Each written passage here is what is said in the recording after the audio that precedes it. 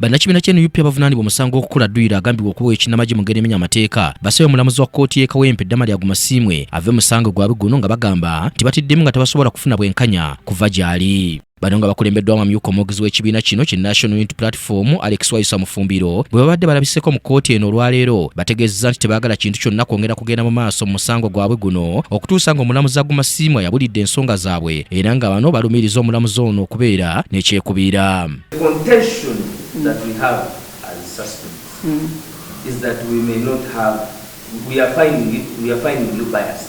Okay. To speak in very simple terms, and we want to seek that our lawyers find time and put in an application to recuse yourself from our case. Omulamuzi wabula bano abasabye bayite mu mitendera emituufu nga beeyambisa bannamateeka okutuusa obulungi ensonga yaabwe eno. There is the recusal rules. Yes. And they are properly under the law.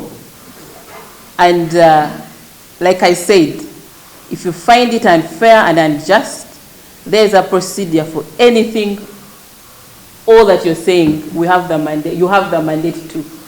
Ensonga ng'etuuse wano omulamuzi awaliriziddwa okukozesa Oluganda mu kkooti okakasa nga buli omu akwatibwako n'omusango guno ategeera bulungi ebintu. Waiswa abadde agamba nti ensala yange yasembayo tebakkiriza nayo ku ebintu ebimu bye nali mpandiise mweyenge ensala ng'asaba nti guno omusango guveemu bafune omulala kubanga balowooza nti nti what is bias? Bino nga tebinnabaawo omulamuzi Agumasiimwe asoose kusomera abantu abalala 3 emisango egy'okukola Dduyiro amenya amateeka ne bagattibwa ku fayiro ya banna NUP bano abalala. Mu bavunaaniddwa wapya kuliko Omukibi ng'ono musuubuzi, omutuuze we bwayise Kabenge Majidu ng'ono makanika omutuuze we Nankuwadde Bulenga, ne Ssengo Yasiini ng'olumu yayita Amini omuvuzi wa boda boda omutuuze w'Ekyanja mu division y'e Nakawa.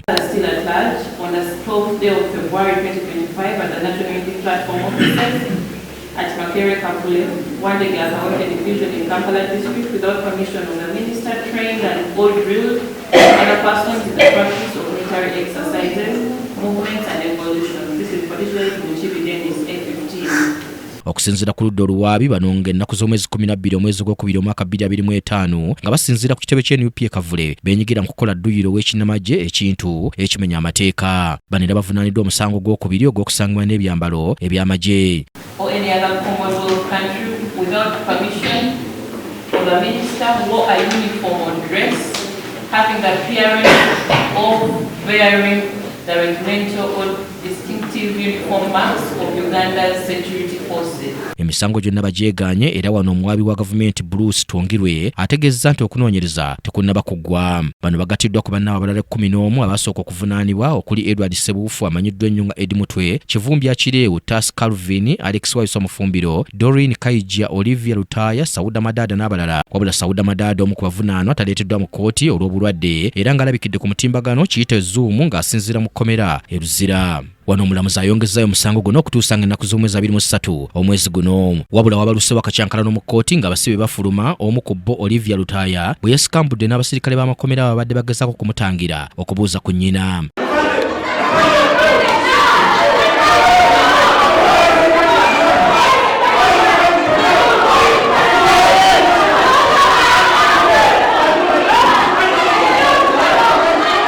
Abooluganda lw'Olivia Lutaaya bakaabye awamu n'okuvumirira abasirikale abakubye omwana waabwe.